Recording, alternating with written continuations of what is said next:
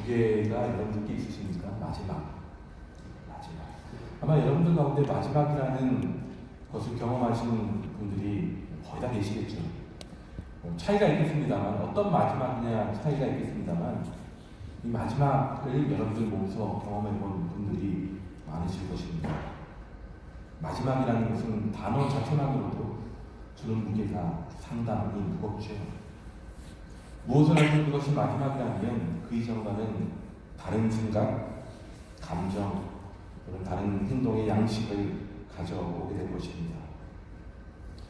언제나 마지막이 최고의 자리, 가장 화려하고 인생의 정점의 자리였으면 하는 그러한 마음이 있습니다만, 대부분 마지막은 무언가 한풀이 꺾인, 그래서 이제 마지막일 수밖에 없는, 내의지와는 조금은 상관없이 이렇게 내려놓아야만 하는 그러한 마지막일 때가 우리 가운데 많고, 그래서인지 마지막이라는 것이 우리에게 더 서글프고 안타깝게 다가오는 것인지도 모르겠습니다. 자신의 전성기를 기록하고 마지막 경기, 마지막 올림픽, 마지막 국제대회, 이런 것에 출전하는, 그러니까 마지막이라고 선언하고 나가는 대부분의 선수들을 보면 그 대회에서 소위 말하는 유종의 미라고 할 만한 그러한 아주 화려한 성적을 얻기보다는 마지막까지 최선을 다했다, 그것에 만족하고 지금껏 달려왔던 그 길을, 그 땀 흘려온 자리를 가슴 깊이 기억할 수 있는 그런 자리가 마지막을 맞이하는 그런 경우가 대부분입니다. 마지막. 참 이런저런 많은 감정들, 생각들, 기억들을 가져오는 그러한 단어일 것입니다. 그런데 그렇게 감수성 깊은 마지막만 있는 것은 또한 아닐 것입니다. 마지막이기에 따라오는 두려움 또한 있음을 부인할 수 없다는 것이죠. 이것이 마지막인데 그 다음에는 무엇이 있을 것인가? 오늘 주신 본문을 읽으며 설교를 준비하는 가운데 그런 마지막의 느낌을 품게 되었습니다. 예수님께서 잡히시던 밤이었습니다. 아직은 제자들과 함께 계시던 그때, 이제 식사 때가 되어 예수님은 제자들과 함께 식사의 자리에 앉으셨습니다. 그 자리는 1년에 한 번 마주하는 특별한 식사의 자리였습니다. 유대인이라면 누구나 소중한 기억으로 되새기며 자리하게 될 그 마지막 식사, 그 의미 있는 식사의 자리, 바로 유월절 식사의 자리였죠. 하지만 그보다 더 특별함이 숨겨있던 바로 그 자리였습니다. 예수님의 십자가 죽음 이전 함께할 마지막 식사의 자리였기 때문입니다. 물론 어느 누구도, 예수님을 제외한 어느 누구도 그 자리가 그러한 마지막 식사의 자리가 될 거라고는 초도 기대하지 않았고 상상하지 않았을 것입니다. 아니, 들어는 왔습니다만 그날이 그렇게 올 것이라고는 꿈에도 꾸지 않았죠. 하지만 한 분만큼은 그 자리가 어떠한 자리인지를 잘 알고 계셨습니다. 예수님만큼 그 자리가 가지는 그 마지막의 무게, 그 무게를 알고 계셨습니다. 이 십자가, 그 고난의 죽음, 그 이전의 마지막 유월절 식사의 자리가 바로 지금 모여있는 이 자리임을 예수님 알고 계셨기에 하나님 나라의 식사 자리가 오기까지 예수님의 제자들과 다시는 함께 식사하지 않으신다는 것을 당신 입으로 말씀하셨기에 이는 분명 예수님의 이 땅에서의 마지막 식사였습니다. 오늘 우리가 읽은 15절과 16절에 이렇게 예수님께서 말씀하시죠. 내가 고난을 받기 전에 너희와 함께 이 유월절 먹기를 원하고 원하였노라. 내가 너희에게 이르노니 이 유월절이 하나님의 나라에서 이르기까지 다시 먹지 아니하리라. 유월절이 하나님 나라에서 이루어지기까지 예수님께서는 유월절 음식을 먹지 않으시겠다는 것입니다. 그러하게 우리는 이 식사가 예수님께서 이 땅에서 하셨던 마지막 식사, 최후의 만찬이라 부르는 것입니다. 최후의 만찬이기에 특별해 보입니다. 그리고 최후의 만찬이기에 이제 그 이후엔 무엇이 가능할까 염려되기도 합니다. 이게 마지막 식사라면 그 다음에 따라오는 것은 무엇일까? 매우 특별하고 의미 있지만 동시에 불안하고 두려운 자리일 수 있었다는 것이죠. 예수님께서 이 마지막 식사의 자리에서 행하신 행동 자체는 사실 크게 특별하지 않았습니다. 보통 유월절 식사를 대접하는 주인은 음식을 준비하고 그 음식을 주신 하나님께 찬양했습니다. 그리고 그 음식을 주심에 감사하며 떡과 음식, 잔을 그렇게 나누게 마련이었습니다. 예수님께서 떡을 나눠주시며 잔을 나누심도 그러한 모습이었습니다. 하지만 예수님은 그 식사의 자리, 마지막 유월절 식사의 자리에서 평범하고 일상적이던 떡과 잔에 특별한 의미를 부여하셨습니다. 19절에서 이렇게 말씀하시죠. 이것은 너희를 위하여 주는 내 몸이라. 너희가 이를 행하여 나를 기념하라. 그냥 주어진 음식으로의 떡이 아닌 것이죠. 예수님께서 이 자리에서 힘이 되어주신 떡은 우리들을 위해 십자가에서의 고통과 수치 속에 죽음의 자리에 내어놓으시는 주님의 몸이었습니다. 내 몸이라 라고 말씀하시죠. 만일 예수님의 육신의 죽음이 그저 일반적인 죽음이라면 그 몸은 죽어 썩어 없어질 것입니다. 하지만 예수님께서 내 몸이라고 강조하시죠. 내 몸이라고. 그니 우리 인간들의 그러한 썩어 죽어 없어지는 그러한 몸이 아닌 것이었습니다. 우리들에게 내 몸, 주님의 몸으로 주어질 수는 없는 것이죠. 예수님께서 내 몸이라고 강조하시는 죽음으로 썩게 될 그 몸, 죽음으로 모든 의미가 사라지는 예수님의 그런 죽음이 아니라 예수님 당신께서 늘 살아서 우리와 함께 하시겠다라는, 너희와 함께 동행하겠다라는 의미에서의 내 몸인 것입니다. 만약에 예수님의 몸 역시 죽어서 없어지는 것이라면 내 몸이라 여기며 이것이 내 몸이니 이것을 통해 나를 기념하라고 말씀하실 수 없는 것이죠. 그 내 몸이 우리 가운데 살아 역사하는, 내가 너를 떠나지 않을 것이고 내가 죽지만 내가 너와 영원히 동행하겠다라는 것을 약속해 주시는 그러한 내 몸인 것입니다. 20절에서 이렇게 말씀하시죠. 이 잔은 내 피로 세우는 새 언약이니 곧 너희를 위하여 붓는 것이라. 예수님께서 이 마지막 유월절 식사 자리에서 나눠주시는 이 잔은 죽음의 가정에서 흘리게 될 예수님의 피를 의미하는 것입니다. 하나님의 당신 백성들 사이에 새로운 언약의 갱신의 의미가 바로 이 잔, 내가 흘리는 피 속에 담겨 있다는 것이죠. 그냥 여느 사람들이 이렇게 힘들게 죽을 때 흘리는 그런 피, 이것을 넘어서는 피라는 것입니다. 나의 피는 너희와 세우는 새로운 언약의 피라는 것입니다. 내가 괜히 죽는 것이 아니라는 것입니다. 내가 고통 속에 피를 흘려 죽는 것, 그냥 죽음이 아니라는 것이죠. 이 죽음의 피를 통해 너희와 새 언약을 맺겠다는 것입니다. 그 구원의 신비의 자리로, 영원한 생명을 얻을 수 있는 그 자리로 이어갈 수 있도록 내가 이 피를 흘린다는 것이죠. 그 피, 그 잔에 참여함을 통해 그 언약의 갱신을 확인하게 되고 그 언약 안에 담대히 믿음의 삶을 살아갈 수 있게 된다는 것입니다. 이처럼 예수님께서 나누신 마지막 식사 자리에서의 메시지는 철저히 십자가였습니다. 찢기고 상하고 피 흘림으로 이루어지는 예수님의 죽음, 그리고 십자가를 통해 완성되는 구원, 그것이 바로 예수님께서 베풀어 주신 마지막 식사 자리에서의 메시지였다는 것이죠. 우리에게는 없어서는 안 되는 은혜의 순간을 이 마지막 자리를 통해서 설명해주고 약속해주신 것입니다. 분명한 예정을 향한 약속이었습니다. 주님 주시는 내 몸은 너희를 위하여 주는 것이라고 말씀하셨죠.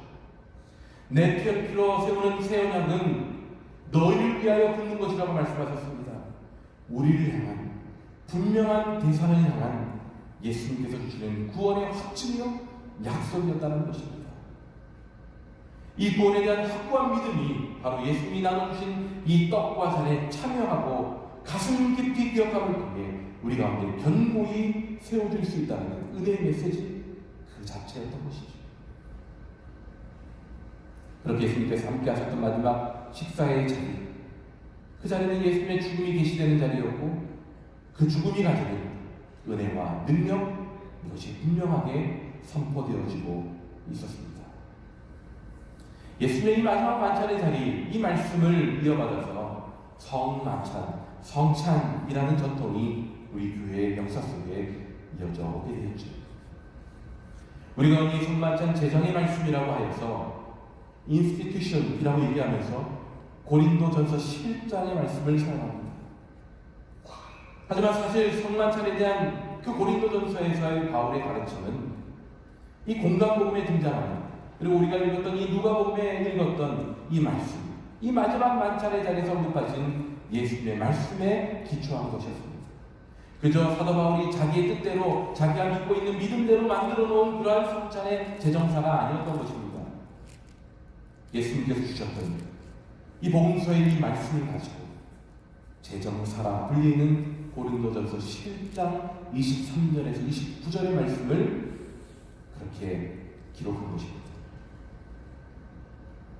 이 떡은 너희를 위하는 내 몸이니 이것을 행하여 나를 기념하라. 이 잔은 내 피로 세운 새 언약이니 이것을 행하여 마실 때마다 나를 기념하라. 그리고 이러한 예수님의 말씀에 제정사라는 이름이 부여되었습니다. 오늘도 성찬 집대에 나누게 되겠습니다만 이 말씀이 성찬 제정의 말씀으로 불리게 된 건 예수님께서 주셨던 성찬에 대한 핵심 내용이 바로 이것이기 때문입니다. 더불어 바울은 고린도전서 11장 26절에서 너희가 이 떡을 먹으며 이 잔을 마실 때마다 주의 죽으심을 그가 오실 때까지 전하는 것이다 라고 그렇게 말씀하셨습니다. 그러다 보니까 이 성만찬을 대하는 우리들의 자세가 예수님의 죽으심에 초점이 맞춰질 때가 많이 있다는 것이죠. 맞습니다. 아까도 말씀드린 것처럼 예수님께서 베푸셨던 그 주의 만찬의 마지막 장면은 십자가와 죽음에 초점이 맞춰져 있습니다. 그러하게 우리가 성찬에 참여할 때마다, 아니 우리의 신앙생활이 그 예수 그리스도의 죽음 십자가에 초점이 맞춰지는 것은 맞는 말입니다. 하지만 그것이 거기만 머물러 있는다면 어찌 보면 우리는 지금 예수님께서 주셨던 이 마지막 만찬에 해당하는 오늘의 요일로 따지면 목요일 식사에 머물러 있을 수 있다는 것입니다. 이것이 마지막입니다. 예수님이 죽으시지 여기에서 끝나는 예수님의 죽음을 기념하는 자리에 머물게 된다는 것입니다. 분명히 목요일 식사, 우리가 성금요일이라고 얘기하죠. 문디 서스데이라고 얘기하는 이 성목요일의 마지막 잔치의 핵심은 예수님의 죽음, 예수님의 십자가가 맞습니다. 하지만 예수님의 찢겨진 몸과 흘리신 피가 죽음이라는 의미만 담고 있다 여긴다면 그건 그냥 우리 인간으로 생각하기에 예수님의 죽음으로 끝이 나는구나 라는 이해에 머물고 죽음이 우리에게 주는 슬픔에 젖어든 채 거기서 머물 수 있게 된다는 것입니다. 하지만 예수님은 그러한 완전한 죽음을 이기고 완전하게 그 죽음이 완전한 듯 보이지만 그보다 더 완전하게 살아나셨습니다. 예수님께서 지킨 나의 살과 흘린 나의 피를 기억하라고 하시면 예수님의 죽음, 예수님의 십자가만을 기억하라는 것이 아니었습니다. 그럼에도 우리는 여전히 그리스도의 인으로서 특별한 자리라 여기는 이 성찬의 자리에서 예수님의 죽음에 머물러 있는 경우가 많다는 것입니다. 이 자리가 예수님의 죽음을 기억하는 자리이구나. 여러분, 죽음을 기억하는 자리라면 그것은 흔히 우리가 말하는 죽은 사람들을 위해 우리가 예배하는 그런 자리에 머물 수밖에 없다는 것이죠. 하지만 하나님께서 우리에게 너희가 죽음으로 끝날 것이라고 얘기하십니다.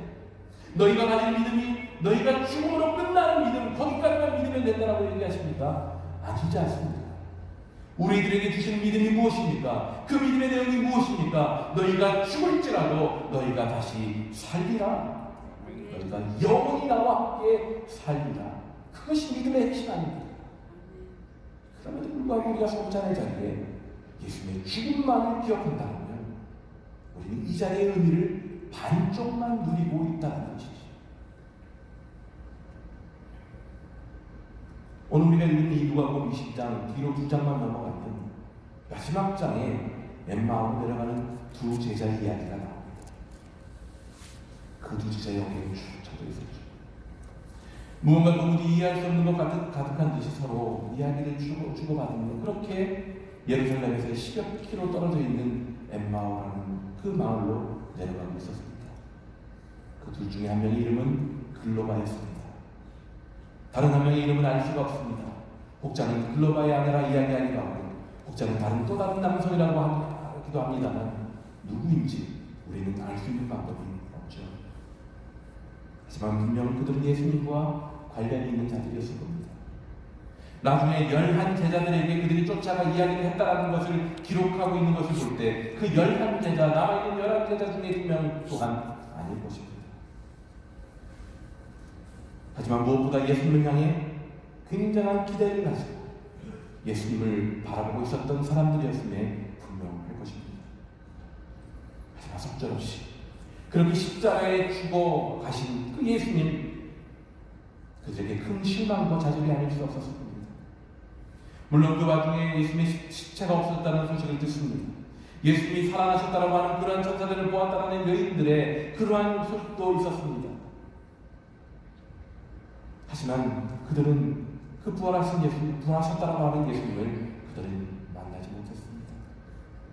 죽으신 예수님, 다시 살아나셨다는 소문이 있으나 확인할 수 있는 건 그저 빈 무덤일 뿐, 아직 해결되거나 속 시원하게 확인된 건 아무것도 없는 상태에서 그들은 그렇게 터벅터벅 엠마오로 내려가고 있었지.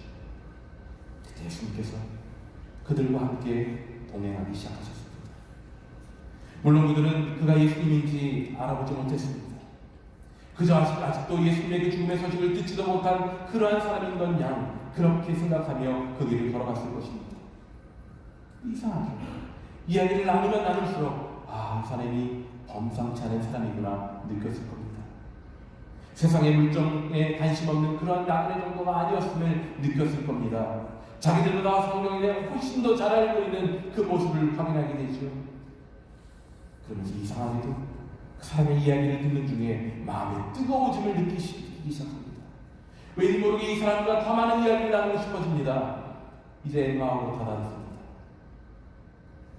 예수님은 떠나겠다라고 얘기하시죠.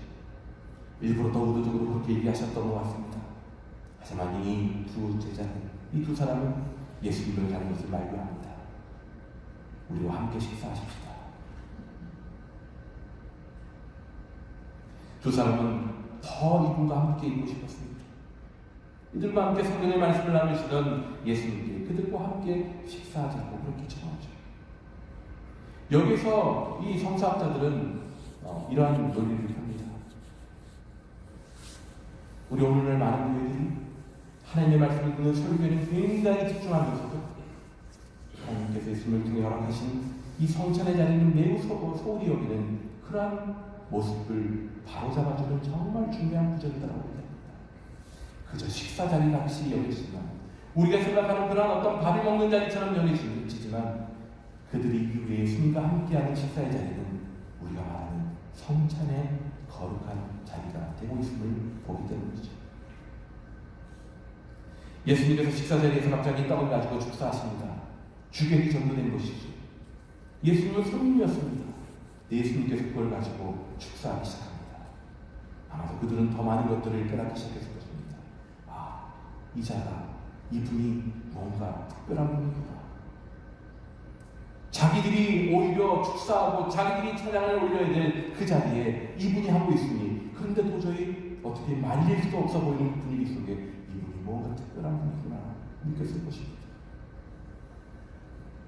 누가는 이미 마지막 식사의 자리를 기록하며 오늘 보면 19절에서 20장 19절에서 또 떡을 가져 감사하기도 하시고 떼어 그들에게 주시면라고 표현했는 이 부분, 이 표현을 24장에 예수님께서 이 두 제자와 함께 식사하는 자리에서 행했던 행위를 표현하는 데 있어서 똑같이 표현하고 있다는 것을 주목해 볼 필요가 있습니다.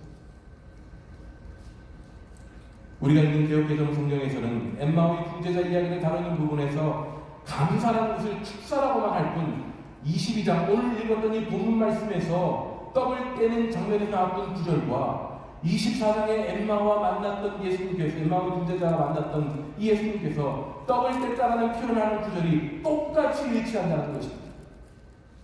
누가는 분명한 의도를 가지고 그렇게 기록한 것입니다. 예배안의 석학으로 알려진 로렌스 쿨 스투키라는 박사님이 계십니다.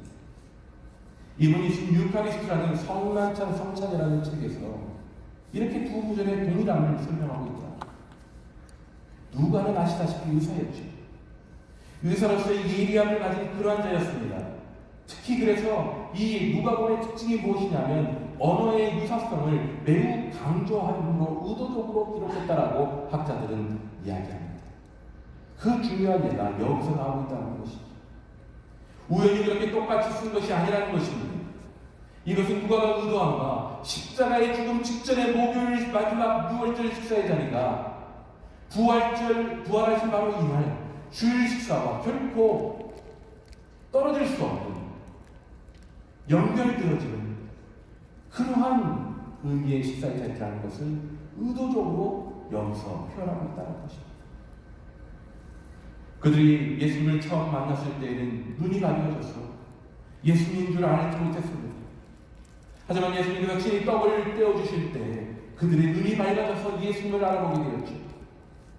예배를 드립니다. 우리의 삶을 통해 만나야 되는 예수님은 십자가의 예수님이며 동시에 부활하신 예수님입니다. 나를 기념하라는 말만이 아니라 부활한 나를 만나라고 말씀하십니다. 그저 추상적인 관념으로 이해하는 정도가 아니라 우리의 일상 속에서 슬픔도 기쁨도 함께 나누시는 예수님, 우리를 위해 십자가의 죽음도 마다하지 않으셨던 예수님, 하지만 부활로 영원한 생명을 약속해 주신 예수님을 우리 일상 속에서 만나는 것, 그것이 바로 성찬의 자리에서 다시 한번 확인되고 선포되어져야 된다라는 것을 이 두 가지 말씀을 통해 우리들에게 가르쳐 주시는 것입니다. 동사형배를 막론하고 예수님의 죽음을 직면해야 되고 그 죽음의 이야기를 들어야 되는 목요일 식사는 매우 중요하게 여겨지면서도 부활하신 예수님, 우리 모든 눈물과 아픔을 닦아주시며 그것이 닦여질 수밖에 없는 이유가 바로 부활 가운데 있다. 너희들도 영원히 나와 함께 살 것이다 라고 말씀하시는 그 부활의 의미는 이 성찬에서 잊혀진 채 실행되어질 때가 많다고 그렇게 우리에게 깨닫게 하신 것입니다. 여러분은 어떠하십니까? 예수님을 생각할 때 십자가 예수님만 생각하시지 않으십니까? 이 성찬의 자리에 서실 때 나를 위해 찢기신 예수님의 몸과 피만 생각하며 돌아가신 예수님만을 바라보고 있지 않습니까? 그래서 마치 예수님의 장례식을 가신 그렇게 슬픔 속에서만 이 성찬을 대하시지 않으십니다. 거룩하게 대해야 된다는 이 성찬의 의미를 그렇게 슬픔만으로 이해하고 받아들이시지는 않으십니까? 예수님은 부활하신 후에도 똑같이 그의 제자들을 만나셨습니다. 그리고 떡을 떼셨습니다. 그것은 내가 너를 위해 죽었을 뿐만 아니라 내가 너를 위해 다시 살았다는 것을 보여주신 것입니다. 이 떡 속에는 죽은 나의 몸뚱이만 남겨있는 것이 아니라 이 떡 속에는 다시 살아나는 나의 능력도 있다는 것을 보여주시는 것입니다. 이 피 속에는 나의 죽음의 피만 있는 것이 아니라 나의 생명의 피가 있다는 것을 우리들에게 확증해 주시는 것입니다. 얼마나 은혜의 자리입니까? 얼마나 은총의 자리입니까? 얼마나 감사와 기쁨의 자리입니까? 이것을 우리가 회복해야 됩니다. 이 성찬의 자리에서뿐만 아니라 우리의 일상의 삶에서 이것을 우리가 회복해야 됩니다. 예수님의 십자가만이 우리의 전부가 아니라 예수님의 십자가와 함께 우리를 위해 살아나신 그 부활을 함께 생각합니다.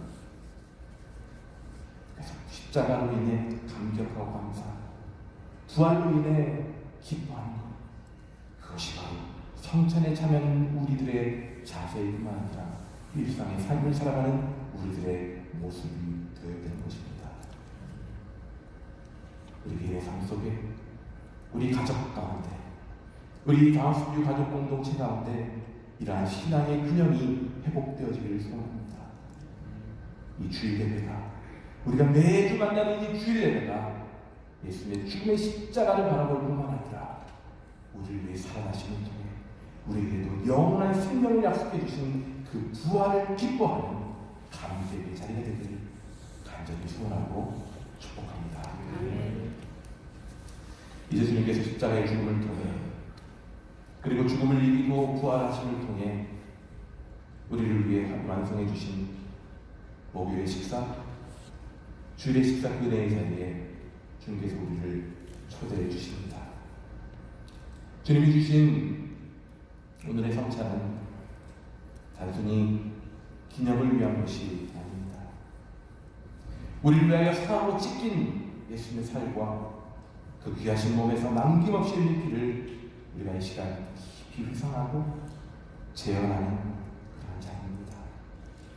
그리고 장차 우리에게 오셔서 우리와 더불어 영원히 함께 하신 하늘나라의 영광스러운 잔치를 미리 맛보는 자리입니다. 주님께서 영광스럽고 은혜로운 자리에 우리를 초대하십니다. 기쁨과 감사의 마음으로 이 자리 거룩한 식탁에 나아가십시다. 주 예수께서 잡히시던 밤에 빵을 들어서 감사를 드리신 다음에 떼시고 말씀하셨습니다. 이것은 너희를 위한 내 몸이다. 이것을 향하여 나를 기억하라. 식후에 잔도 이와 같이 하시고서 말씀하셨습니다. 이 잔은 내 피로 세운 새 언약이다. 너희가 마실 때마다 이것을 향하여 나를 기억하여라. 그러므로 여러분이 이 빵을 먹고 이 잔을 마실 때마다 주님의 죽으심을 그가 오실 때까지 선포하는 것입니다. 그러므로 누구든지 합당하지 않게 주님의 빵을 먹거나 주님의 잔을 마시는 사람은 주님의 몸과 피를 범하는 죄를 짓는 것입니다. 그러니 각 사람은 자기를 살펴야 합니다. 그런 다음에 그 빵을 먹고 그 잔을 마셔야 합니다. 몸을 분별함이 없이 먹고 마시는 사람은 자기에게 내릴 심판을 먹고 마시는 것입니다. 이 시간 우리 각자 하나님께 좀 기도하시면서 나아가십시다. 우리가 참여하게 될 이 성찬의 자리가 그 십자가의 은혜와 부활의 감격을 함께 누릴 수 있는 귀한 시간이 되게 해달라고, 우리의 마음이 준비 되어질 수 있게 해달라고, 우리의 마음을 열어서 주님을 바라보는 은혜의 자리가 될 수 있게